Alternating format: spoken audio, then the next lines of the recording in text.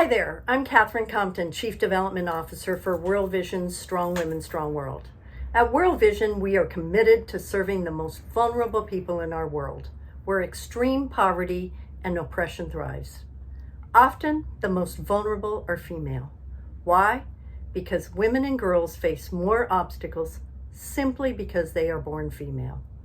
We believe that ending extreme poverty in our lifetime is possible, but it has to start with access to clean and safe drinking water.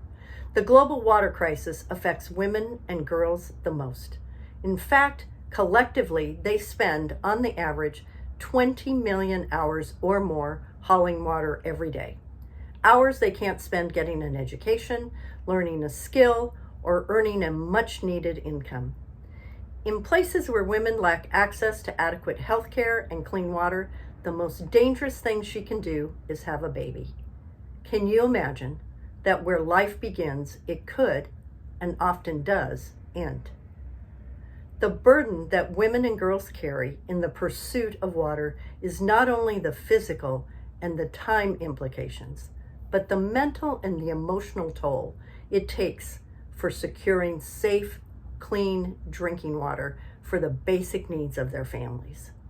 We are seeing that the increasing scarcity of water access through drought, floods, forced migration, crop failures is severely impacting the lives of women and girls, creating greater uncertainty and instability for their families and communities. This results in increased poverty levels that often forces families to supplement their household income by monetizing their daughters, to secure the bride price that comes from early marriage and harmful practices such as female genital mutilation. We must intentionally focus on making a significant impact in the lives of women and girls in all aspects of our work. We must be committed to measurable impact and lasting change. And this means putting women and girls in the center of the development agenda with a proven technical programming that provides equal access and opportunity. Starting with water. You can't do anything if you don't have water. Next would be health and nutrition, education, both formal and informal, economic empowerment, savings groups, and access to capital through microfinance.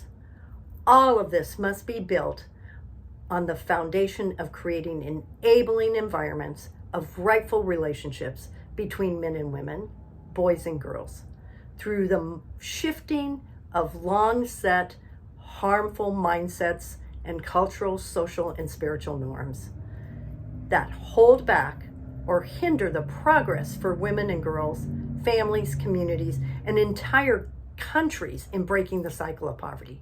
It is critical that all of these technical programmatic interventions are inclusive of local and national policy change and adherence, access to financial services, technology, and especially a robust learning agenda with trusted academic institutions to determine and establish the best practices for positive change. We cannot end extreme poverty if half the world's population is held back. We know that when women and girls gain equal access and opportunity, children are better cared for, families are stronger, communities and countries are more prosperous. So how do we get there? We cannot go it alone.